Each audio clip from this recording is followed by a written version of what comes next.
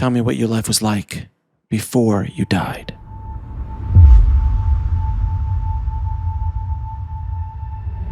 I was adopted as an infant, didn't know who my biological parents were.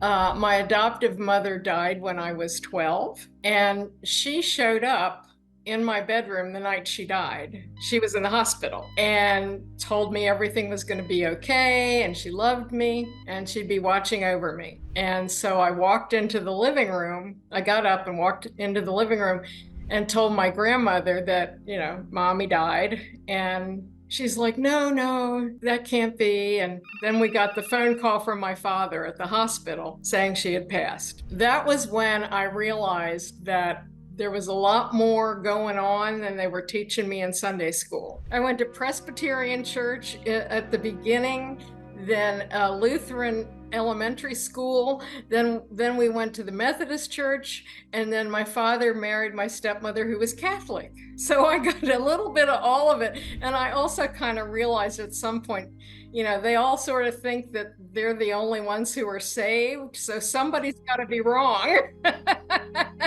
Well, I was going down the road, and there was another car coming up the road, and we entered this intersection with a light. And just as we entered the intersection, he came over into my lane. I had enough time to recognize that was happening, and he was going to hit me, and that was it. I didn't feel any impact at all. But the next thing I knew, I was looking down at the top of my car from maybe 12 or 15 feet up. I'm looking around going, cool.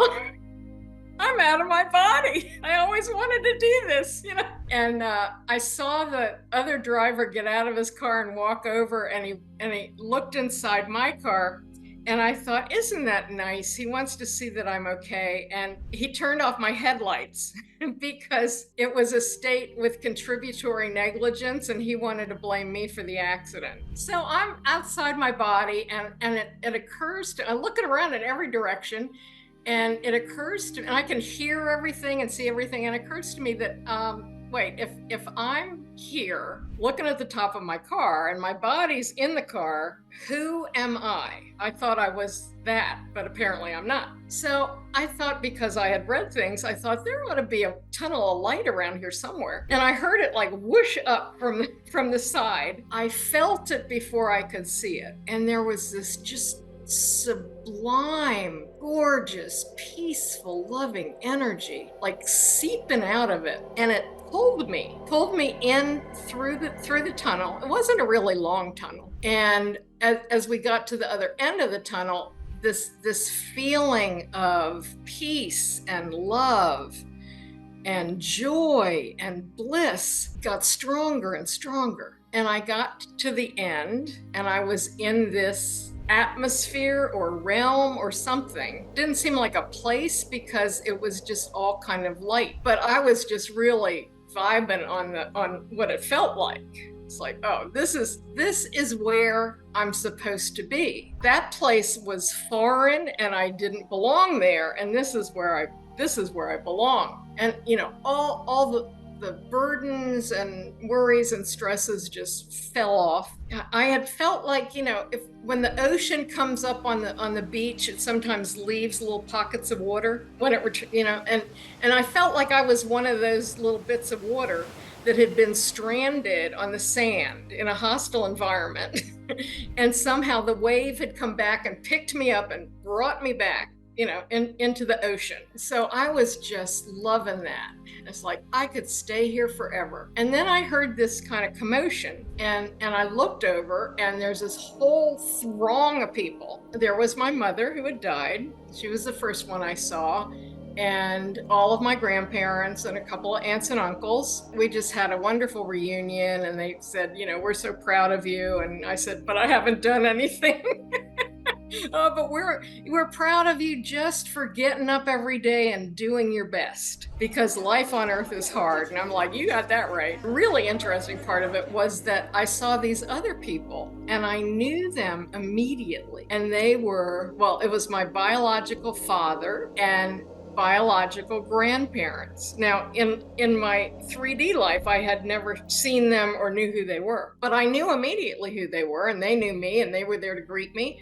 and big reunion. And I realized that my family that I grew up with who were there knew these people too, and that there had been this plan, and that I had a plan A and a plan B. And I think it was based on whether my biological mother decided she could keep me or not. And they had all been involved in planning this thing. And I'm like, did anybody consult me? No.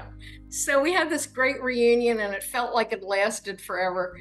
And then I started to feel uncomfortable because it wasn't a place. And we're used to colors and 3D and dimension. And I thought, I wish it looked more like a place. And that was when the scene just changed, as if this big hand with brushes or something came over and painted a landscape. And suddenly there's, grass and hills and trees and animals, dogs and cats running around. All of my dead cats came to see me, and they were having a ball.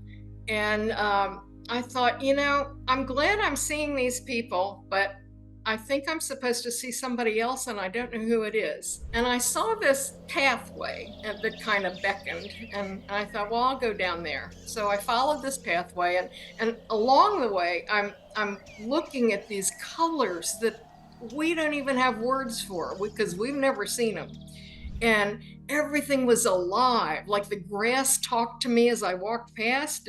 Really fascinating. So I walked down this path and through some woods and over this little brook, and came out to a clearing that had like a gazebo in it, and I could see that there were people standing in there. So I went up there and saw this group of about 12 beings, very tall, 12 to 15 feet, and I'm 5'4", remember. So at the beginning, they just beheld me. That's the only word I can ever come up with. That they beheld me, and I knew that they knew everything about me. They knew every thought I'd ever had. They've seen every action. They'd heard every word, every inaction, and they loved me for all of it. Every ounce of me. They loved me for all of it. And you'd think they'd be intimidating, but they weren't, because they were so loving, and they kind of embodied that feeling of joy and bliss and love. So we communed with each other for what really seemed like a long, long time. And I said at one point, what was the meaning of all of that? I mean, that place is nasty, and people are mean, and I don't think there's any love on that planet, and I'm not going back. And they showed me all, like on these big TV screens, they showed me all of my past lives, and I could see the progression of things that I'd learned and things that I carried over from one life to another. And I'm like, God, it takes forever to learn anything there.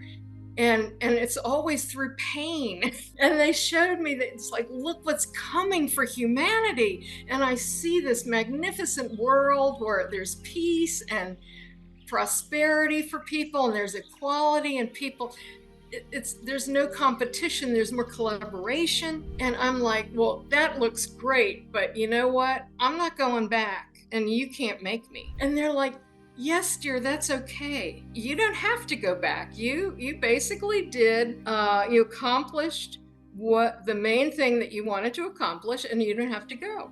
And I'm like, okay. And then they said, but let us show you what you can accomplish if you go back.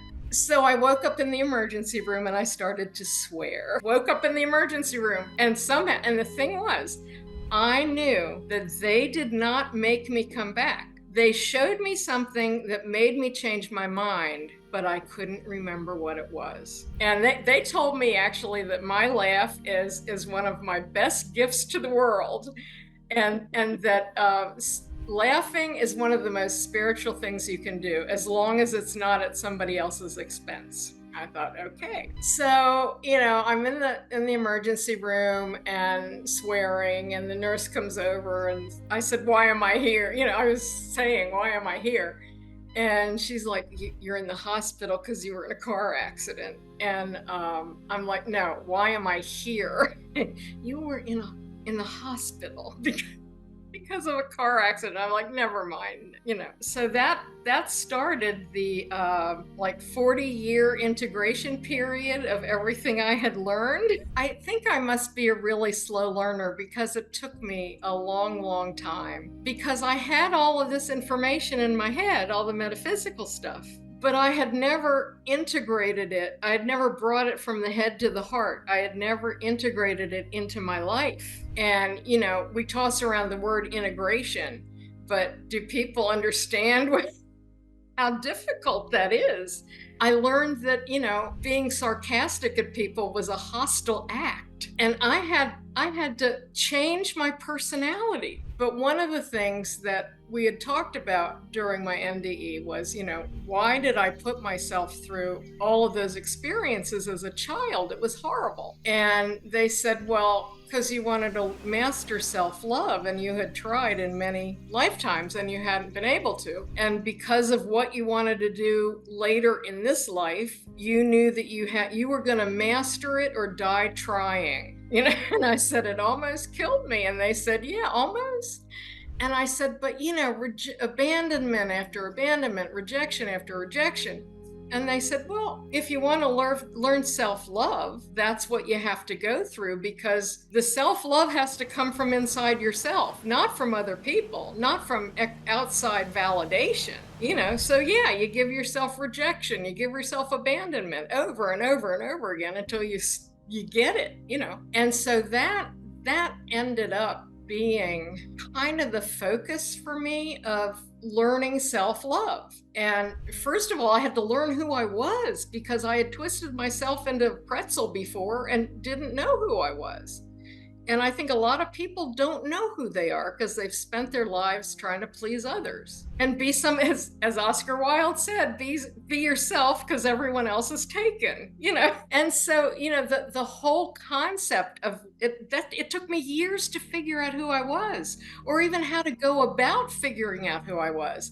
And then it's like, okay, now that I think I know who I am, how do I take that out into the world and be authentic? And I have come really to believe from working with the lion beings that's one of the most important things on the planet that needs to be learned. Because once you have self-love, if everybody had self-love, the world would be a totally different place.